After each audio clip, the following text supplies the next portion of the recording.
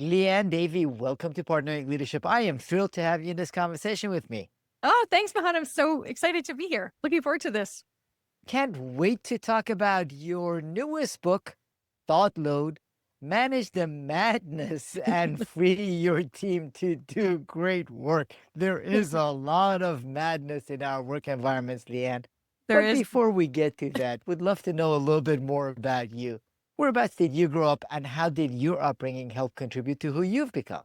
Yeah. So I grew up very close to where I am today, which is I grew up right near Toronto, Canada, with a really incredible family. My dad was an entrepreneur, super curious guy about the world. And my mom was a corporate badass before it was a thing for women to be corporate badasses. Like in the late 50s, they met in the Air Force. So my mom was in it was in the first year ever of women officer trainees in the Air Force.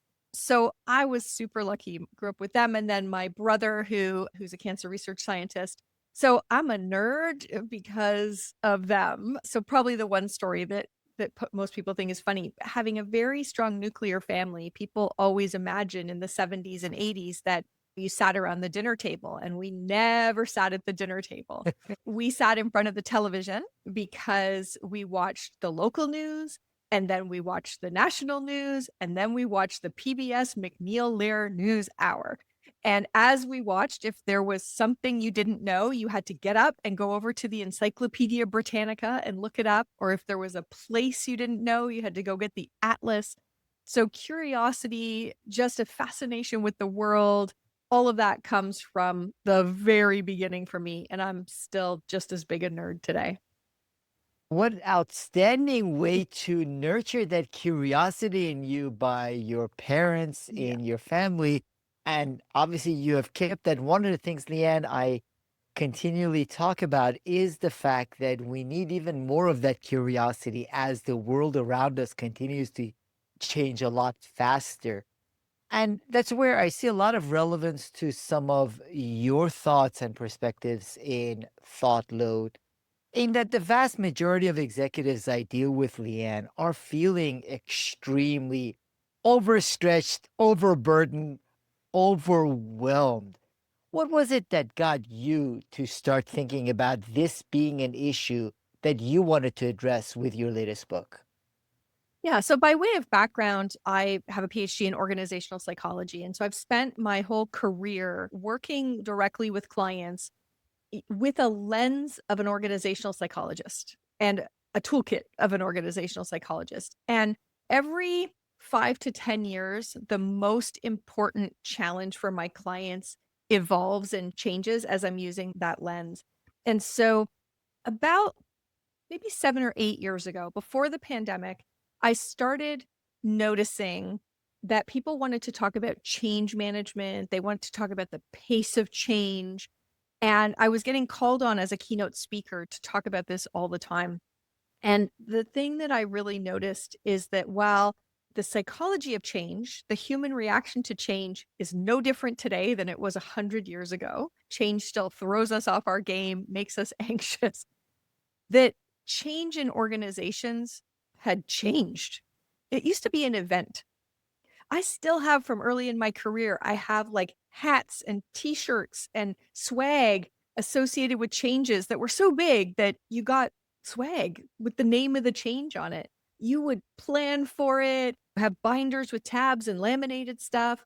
And at some point, 6 or 7 years ago, I started to notice that change wasn't an event anymore. Change was now perpetual. And Gartner did some research that backed that up for me, which is that in 2016, the average organization would go through 2 enterprise level transformations a year. And only 6 years later, that number was up to 10.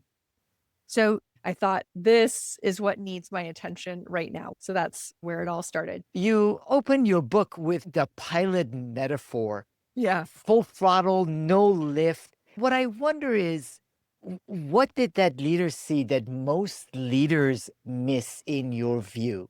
Yeah. So that's a chief technology officer of a Silicon Valley company, wonderful person. And they were just post IPO. And what everyone was paying attention to was What were the gaps in their feature set for their product? What did they have to do to catch up? How far behind were they? They were really focused on how to do more. And what he saw was that there was no more. Like it wasn't going to be possible. And as a pilot, he understood that when you get behind the power curve and there's too much drag, you can be at full throttle and you can actually stall out and crash. What he understood was the only thing to do when you're in that position is to point the nose down, which sounds terrifying, and to actually pick up speed by reducing drag, and then you can recover. He was the only person who understood that they needed to get focused. They needed to reduce the drama. They needed to calm things down so that they could then pick up speed. It was one of the most brilliant analogies I've ever had a client just use spontaneously in a session. It's still with me all these years later because that's what it feels like. We are at full throttle and so surprised that we're losing altitude. It is a brilliant analogy, and what I wonder though is a lot of executives say there's one thing to say do less, and they recognize focus on less. One of the authors whose book I love, Leidy Klutz, he's a professor, multidisciplinary professor at the University of Virginia, wrote a book called Subtract Yeah. and the Power of Subtraction. Yeah. In conceptual terms, people understand do less, focus, but it's easier said than done. Yeah. I think it's we pay attention to the wrong things. So I talk about 3 things in the book that we can pay attention to. We can pay attention to activities, we can pay attention to outputs, and we can pay attention to outcomes. Most of us, most leaders, most individuals are paying attention to activities. How do I go to all the meetings that are in my calendar? How do I respond to all the emails? How do I lift my head every time there's a Slack notification? And if you pay attention to activity, what you're going to get is busy people. I get in this habit myself, and I see it with a lot of executives. We feel good when we are wanted and we are busy, and there is an inbox that's overflowing, and we are constantly keeping up with it. So there is a level of satisfaction, I don't know why, that we get from actually deleting emails or going through all of those activities. I get it. So I wrote this book and I was stuck at O'Hare for 6.5 hours last week. And I found myself sitting there, first of all, feeling overwhelmed at how much I have to do in this book launch kind of phase, refreshing my email, hoping for a new email. What are you hoping for? What are you doing? So I get it. So that's where most of us are. We're in some dopaminergic loop. We are looking for input and activity and a chance to check off a box, all those things. When we shift to paying attention to outputs, that's when we become productive. And most leaders, when they hear that, get all excited. And that's when I know we're in trouble because productivity is a massive trap. Because we are pumping out stuff, reports and products and feature sets and banana Kit Kat formulations. The world didn't need banana Kit Kat. So we're creating output, being productive. But the only thing we should be paying attention to is outcomes, because that's when we become effective. And if we're producing all the outputs in the world, but they're not moving the needle on the outcomes that matter, that is wasted effort. So that's the biggest problem, is that we are in this very tight feedback loop of paying attention to activity, being rewarded for activity. Biggest trap I see, managers rewarding the heck out of people who are responsive. I promise you, if they are immediately responsive to you, it is because they are distracted from their core job, because they're putting your priorities ahead of theirs. And that will be one of your least productive employees that you are giving a gold star to. So it's a huge problem. So that to me is one of the things. Leaders are failing in their ability to define the single most important outcome people are supposed to be driving toward. They're not making that clear. They also don't have effective ways of measuring whether the outputs are creating the outcomes. And so in the absence of good information, about meaningful outcomes, we're just measuring people on how busy are you, because that's what we're giving gold stars for. So we're not going to cure the thought load problem until we get off of busy, get off of productive, and start paying attention to effective.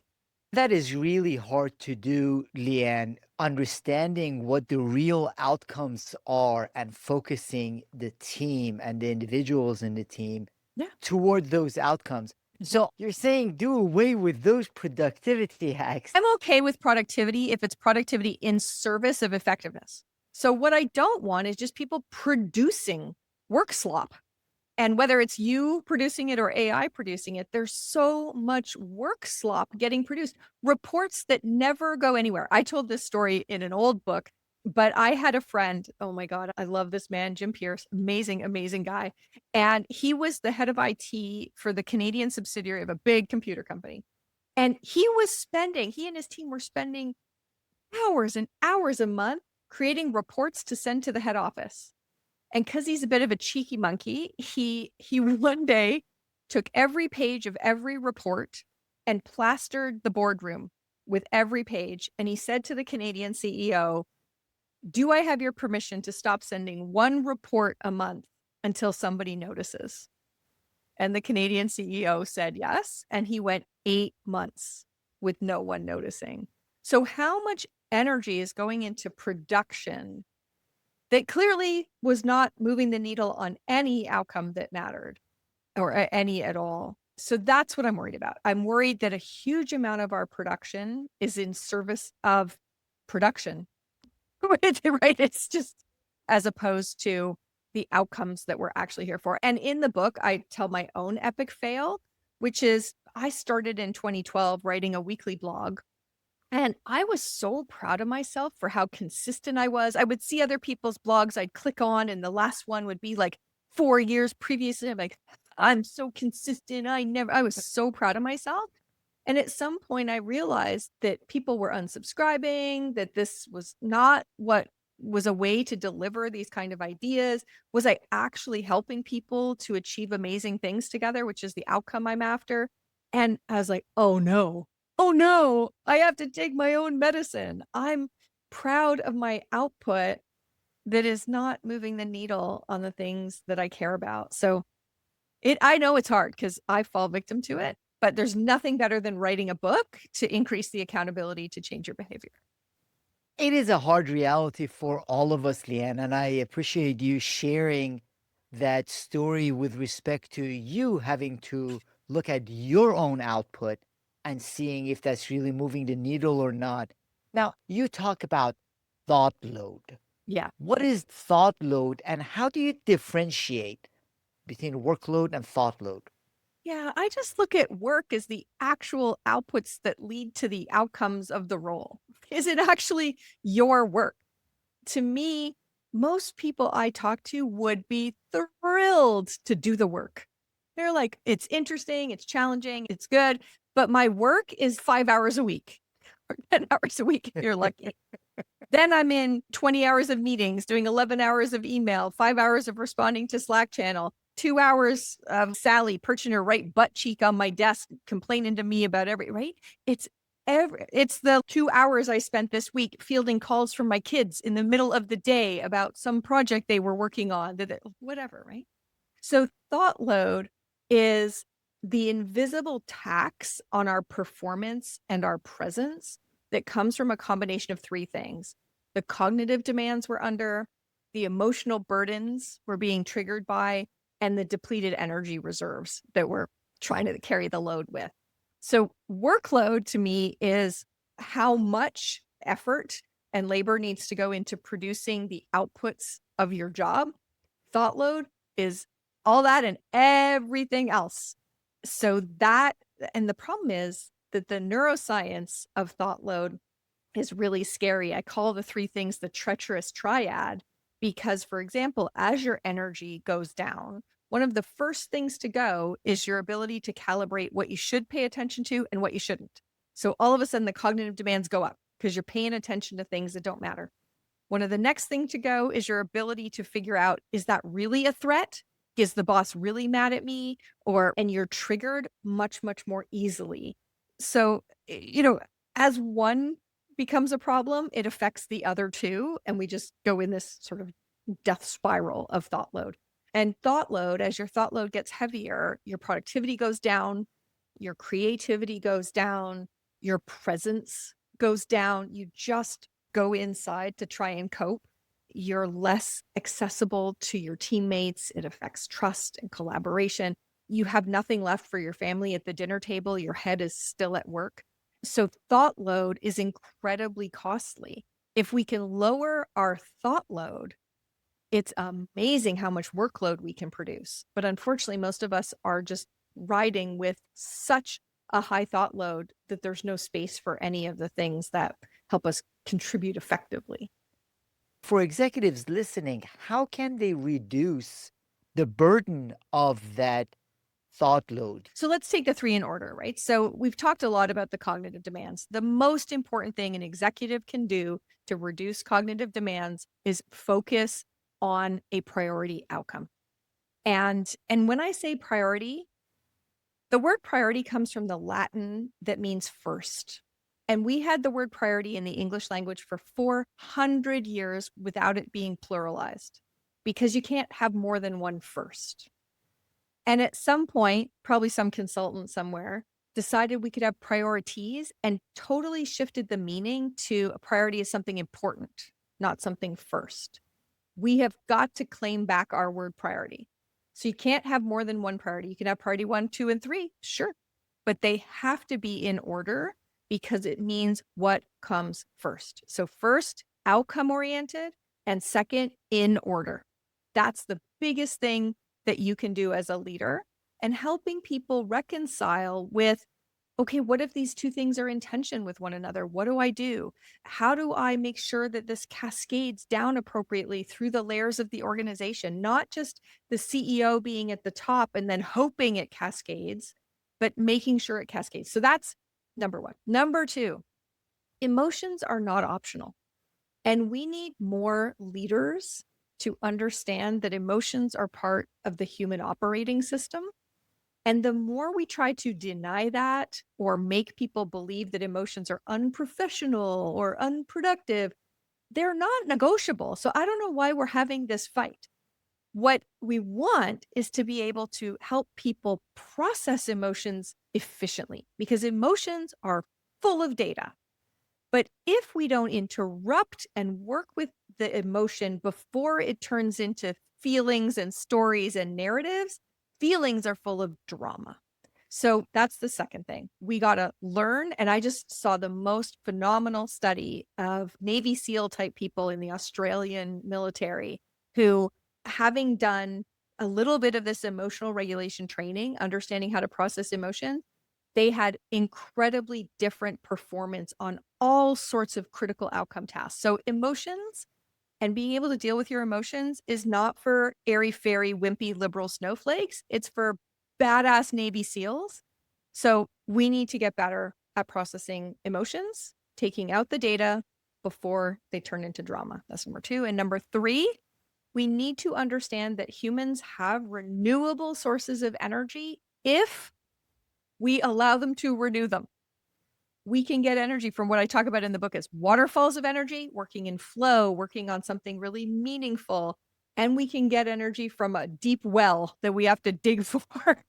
But we need to think about energy in high performance. So not continually sprinting marathons. And when I saw all this stuff out of the AI company saying, for the next 6 months, we're in the race of our lives. So you have to work 996. So 9 to 9, 6 days a week for the next. No, you're going to get bugs in the code. You're going to get people wigging out. It's not going to be good for your business or the humans. So the third thing is we need leaders to understand energy is a renewable resource, but not if you try and sprint a marathon. So how do we have sprint and rest? How do we have reflection?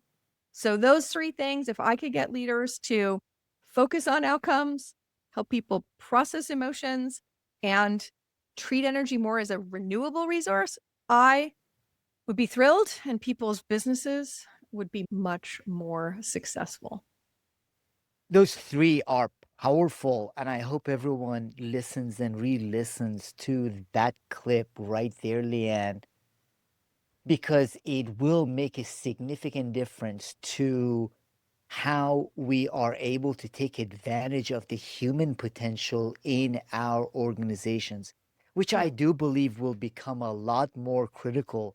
And to your point on processing emotions, actually, one of my repeat guests is Rich Divini, Oh, yeah. former Navy SEAL commander, 20 Yes. plus years. Yeah. And he also talks about how Navy SEALs train on that processing of the emotion and recognizing it, because in order to be able to have high performance, Yeah. you do need to be able to first understand and then process those emotions. So, as you're Yeah. saying, this is human, and the highest performing humans have to do it. It's Yeah. not just something that particular set of people pay attention to. But Yeah. interestingly enough, Leanne, I find in many of our organizations, we've tried to divorce people from dealing with emotions, processing emotions. So many of the managers and executives don't know how to deal with it. The other funny thing, so I was giving the keynote about this to a group of engineers recently, and I was talking about the emotional piece. And as I'm talking about it, I can just see some of them rolling their eyes. And I said, "You're right. You're probably thinking that there are gender differences here." And I said, "You're absolutely right. The studies show men are more emotional at work than women. Men have more emotional episodes each day, but those emotions are more anger and frustration and impatience. And somehow they choose not to label those things as emotions, but they're equally as hijacking as sadness or any other emotion. So we have no emotional literacy at the top of house in organizations right now, and we're really going to pay for it. And we also have folks who the bro culture pretending that they're like stoics. And obviously, they've never read about stoicism because stoicism says you must process the emotion first. So there's just so much crap out there. So Rich is a wonderful guy and he gets it. The same would be true with Olympic athletes.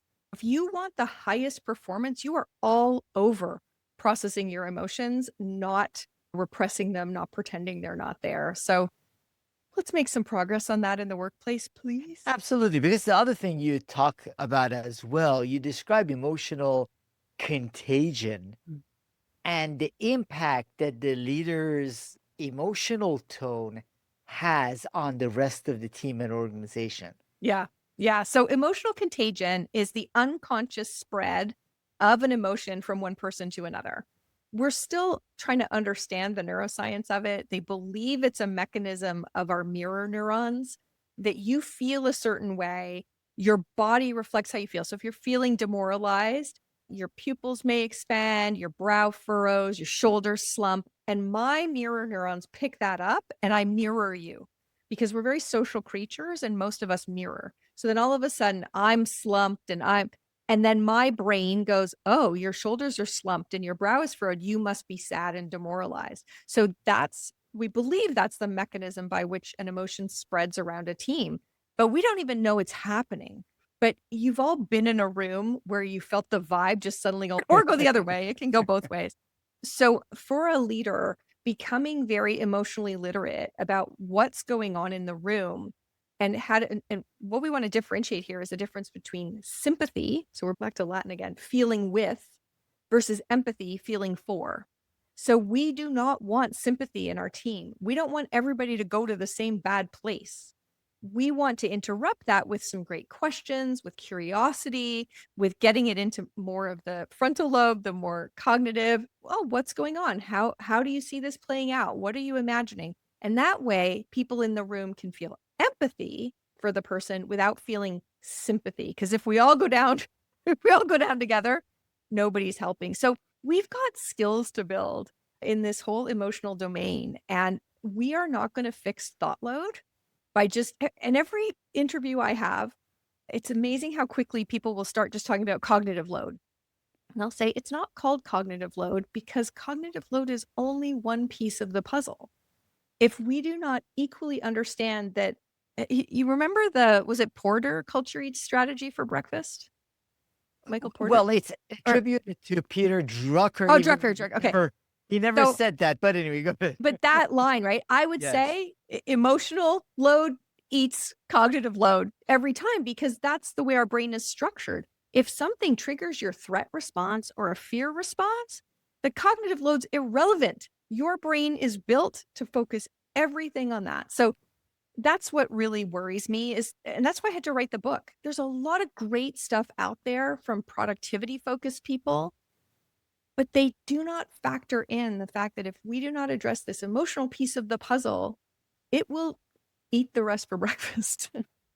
It's interesting, Leanne, even as you're talking about this, I'm reflecting on the fact that there is a lot of focus on cognitive load, but the CEOs or executives I deal with, when the emotional load is higher, it limits the bandwidth for the cognition or the work drastically. It impacts everything they do. But as you said, we don't pay much attention to it. It's as if people walk into the organization, leave their emotional selves out on the curb. You'd only need be in a meeting for 10 minutes before you realize that's absolute crap. People are taking everything as well. Would that recommendation reduce the size of my team? Would that take away my power? Is that a new way of doing it that I'm not as good at? Or like all of that is in the room. Just the emotions associated with, did she just like completely give me the side eye there? Was that sarcastic comment about my presentation? Was that like, is that true? Are they joking? Is this all of that is going on? So, one of the things I talk about in the book that I just find fascinating is the concept of social pain. So, humans evolved and got to where we are in the food chain, not because we are run faster or have sharper teeth or are better camouflage. We got where we got to because we cooperated more effectively. And so, our whole threat system is very tied to, are we in or are we out? It's why Survivor has reached 50 seasons, because in the tribe or out of the tribe is the most fundamental human thing there is. So, what we now understand is if we get information from our environment that we aren't worthy, we don't belong, we're not in, that our brain processes that in exactly the same way as it processes physical pain. So my husband's a neuroscientist, if you showed him an fMRI of someone who'd just been criticized by their teammate or who had just been hit with a hammer, he wouldn't be able to tell the difference. One of my favorite studies recently, one of my colleagues from graduate school did some research trying to really help people understand that this is pain in the same pain mechanisms as other pain. And what he showed is we can reduce social pain with Tylenol. It's Wow. so fast. Yeah, I know, fast. Are you thinking about which meeting next week you might want to take a couple Tylenol before? Yeah. But once we understand that as team dynamics play out, as we get information from our environment that our idea wasn't good or people didn't like it or whatever else, that is painful to us. And we will go out of our way to avoid that kind of pain. It's why we get into conflict debt. It's why, right?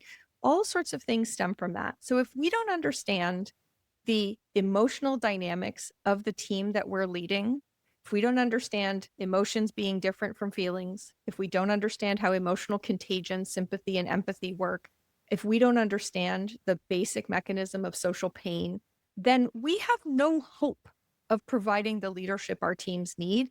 And just not enough people are incorporating this into how they think about leadership.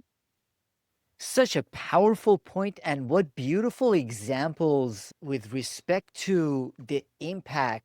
Even as you were mentioning your husband looking at the MRIs wouldn't be able to tell the difference between the physical versus the emotional pain's impact. Therefore, Leanne, as leaders of teams and organizations, which is the vast majority of my listeners, Yeah. part of this is how we manage the madness for ourselves, which Yes. is really important. The example we set for others is critical. You Yeah. also mentioned this in the book, where you can't help others if you don't first address the issue for yourself. But that said, you right now shared a lot of great thoughts with respect to how this impacts people's emotions, how it impacts how people view themselves. Yeah, so let's do 3 points, right? Number 1, get on your own game first. Tidy your own house first, because if you are in overwhelm, if your thought load is very high, you will struggle to add the value that you need to as a leader. That's why the whole first half of the book is just helping you get your own thought load under control. So that's first. Second, the second half of the book is about the proactive things you can do to support your team in improving their focus, processing their emotions, and renewing their energy. One example, I give a tool on the toolkit for the book to identify what I call unseen work. So managers tend to think they know what's taking up people's thought load, and they really don't, right? There's many more things. So, this is an exercise you can do with folks to help expose things that are coming at them from maybe one of your peers, coming at them from the shared services in the organization, even things that are coming at them from their home life or other things they're paying attention to. Because if we don't have a role in helping them triage and prioritize and figure out what they need to put first and what they can put off, then we aren't helping them. So there's a whole bunch of tools to help a leader to help their team proactively. And then the third thing is be very aware for the signs, the second line of defense, right? The signs it's not working. Are people going back to default answers? Going back to things that's what we did last time. If you start to see people going back to old answers, it's a good sign their thought load's probably getting too high. Watch out for them having too little productive conflict, because conflict takes a lot of energy. It requires heavy thought load. And so when our thought load's too full, we'll pull back. We're like, I don't have the energy for it now. So watch for conflict going down, healthy conflict going down. Watch for signs that people are becoming less present. So are they on their phones in meetings? Are they just like staring out the window at some point? Are they contributing less on other people's topics and only contributing when they're on the hot seat? Get your own house in order. Do the proactive things to help your team like understand and triage their work and process their emotions. And then watch, be very aware for the signs that the thought load is getting too high and you need to stop the presses and do something to move a bunch of thought load off. That's how I would think about the 3 categories. I love what you mentioned, Leanne, and wanted to underline a couple of things. First of all, with respect to unseen work, I think in addition to the managers being able to support their people in prioritizing some of the work, sometimes just recognizing the unseen work and understanding that unseen work by itself is meaningful to the person. So just listening to try to understand the unseen work. Yeah. For example, I think I give an example in the book of if you know that the person has to go spreadsheet spelunking the last Thursday of every month on some big report, and unfortunately, it can't be stopped, it can't be delayed, it can't even really be shrunk, like you've done what you can, then that last Thursday of the month, like you buy a coffee or donuts and you bring them to the desk, or you collect up a funny meme during the month at some point and you always send it on it's your like terrible report Thursday meme of the day, or right. Those little things that say, I know, I see, I value. Yeah, they help thought load, because then we get that positive emotional uplift as opposed to going the other direction. So I completely agree with you. It's not always about taking work off. Sometimes it's about taking the thought load off. Okay, at least I know I'm getting my gold star for this report. The other thing I love that you mentioned is recognizing when the team, organization, or individual is not engaging in healthy conflict. In that sometimes managers or executives think it's good that there is no conflict. But as you mentioned, for a whole host of reasons, it is not, including the fact that people disengage. And when they disengage, that's when they reduce in engaging in healthy conflict. Absolutely. So in my previous book, The Good Fight, that it's all about that, how to use conflict as a force for good. And we can think about 2 different forms of conflict. The healthy form feels like tension. They're putting tension on ideas, and the unhealthy form feels like friction. What you'll find as thought load gets high, tension goes down, friction goes up because you're impatient, you're emotionally triggered. So the friction is happening, but the good productive tension is not. So that's another great indicator that, oh, we're in trouble. Now, Leanne, at this point, we are awash in everything AI. It Oh, has impacted already knowledge work, content production, you name it, it's impacted. I think it will impact a lot more. So it's increasing speed and volume. I would yeah. love to know your thoughts on its impact on thought load and how we can view it and manage it from that perspective. Oh, Mahan, I got thoughts. I got thoughts. Of course, agentic AI has really come on strong since I wrote the book, right? And the book isn't even dry off the presses yet. And this is so new. But I am so glad that I have introduced this differentiation between workload and thought load because it is just in time. Because what's happening with agentic AI is it might be great for taking on some of your workload, but at a massive cost to your thought load. So let's imagine you have 5 agents that you send off doing awesome things for you. Each of them is coming back with notifications. You are having to validate the work, update the prompts. And so you're getting that from it's not like being in a batting cage. It's like being in 5 batting cages at once that the speed is turned up to 120-mile-an-hour fastball. So that's all coming at you. We heard an admission from Amazon that a bunch of stuff that got vibe coded was what was responsible for taking the system down because obviously somebody was getting the fastballs and didn't do the validation that was necessary. So now think of the cognitive demands, but think of the emotional burden of what's in here, what like what's going to go wrong, what's going to blow up in my face. And we know that on the energy side of the equation, we're already getting brain fry. We're already getting burnout. I'm a fan of AI. I think it's going to do some really exciting things, but we need to be able to talk about not just workload in the AI conversation. We need to think about thought load. And we have to think about what is a reasonable amount of work that you can manage your agents doing. Then, one other thing that I'm seeing early days and this is in the HBR study that got published.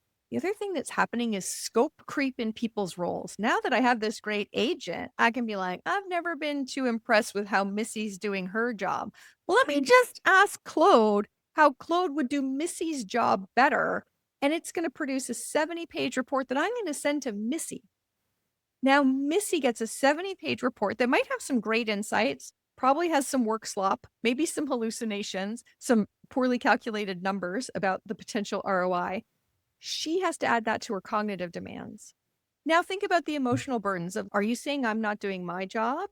And what are you saying about me? And oh, maybe you could just do your own job and I could like we are not ready for the impact of that AI scope creep on our team dynamics.